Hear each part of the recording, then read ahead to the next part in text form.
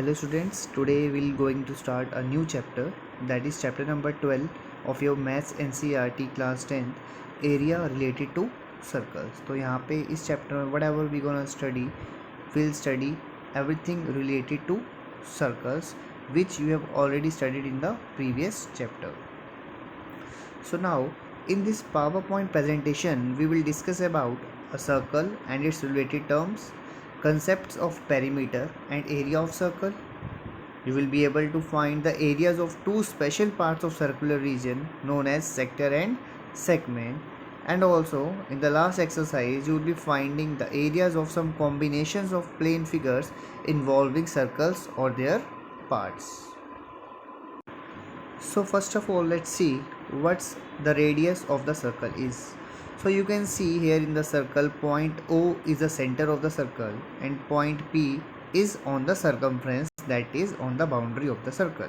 So the line segment joining the center and any point on the circle is called radius of the circle. That means in this figure which is visible to you, O is the center and P is the point on circumference. So OP will be the radius of this circle. So moving on further, we can see here a new term which is chord. So what is a chord? If you take 2 points P and Q on a circle, then the line segment PQ is called a chord of a circle. So you can see in this figure 2 points we have taken are P and R. P and R, both the points are on the circumference, or you can say on the boundary of the circles. So the line joining P and R, that is PR, will be the chord of this circle. Also you can see O and R, both these points are also on the circumference of the circle. That means O and R also makes a chord. But one thing you need to observe here, that OR line segment passes through the center of the circle. So OR is the diameter, which makes you clear that the diameter is the longest chord of a circle. So now let's see what is an arc of a circle. So if you observe this figure, you can see there are 3 points on the circumference P, R and Q. So you can reach point R from point P via 2 different ways, like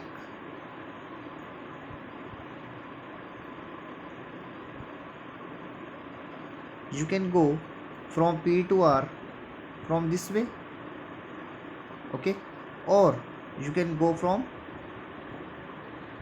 this way.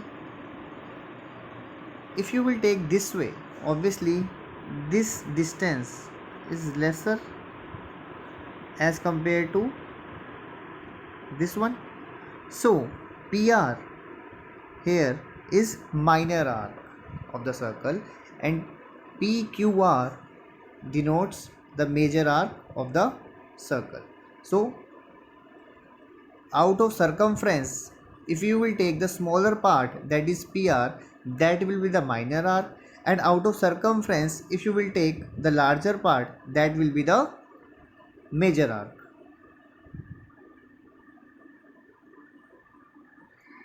So here from the figure you can easily observe that PQR is the major arc because it is the longer one, whereas PR is the minor arc of the given circle. When P and Q are ends of diameter, then both arcs are equal and each in a semicircle. That means if you will draw a diameter in the circle, then both the arcs will be of equal lengths, okay. So moving on further, we are here with the topic perimeter of a circle. This you have already studied in your previous classes 8th and 9th. What is the perimeter of the circle? The boundary of the circular region, that is known as perimeter of the circle or circumference of the circle, equals to 2 pi r, where r is the radius of the circle.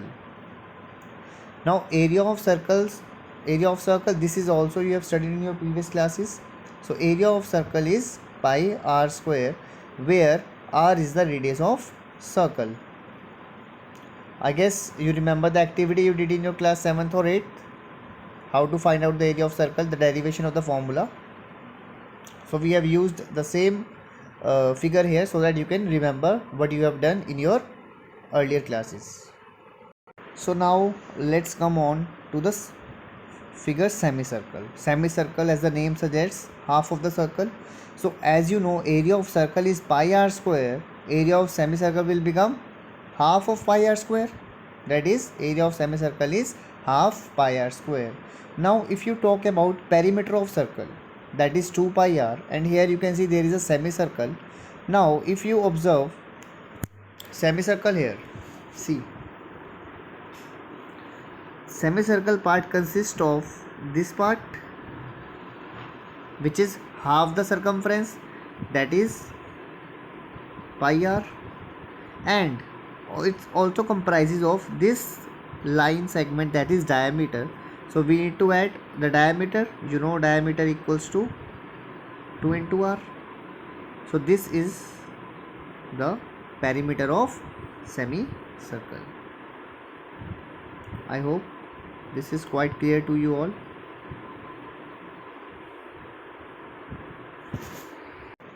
So here is your introduction to a new topic, that is sector and segment. So what is the sector and segment of a circle? If you observe in this figure, you can see a kind of pizza slice here, yes or no? So this area which is made up using two radii, say O is the center, and this arc, so two radii, and this arc comprises this part, and this part is the sector of a circle. Okay, now if you take P and Q, 2 points the circumference, and the line joining these 2 points is the chord. So chord of the circle has divided the inner area of the circle into 2 parts. This is the smaller part and remaining is the larger part. So this smaller part gives you minor segment, and this larger parts give you major segment. Okay, so it is clear from the figure how a sector looks like and how a segment looks like. So moving on to the next topic, we have area of sector. As we have already discussed what a sector is, we can also find the area of this particular sector.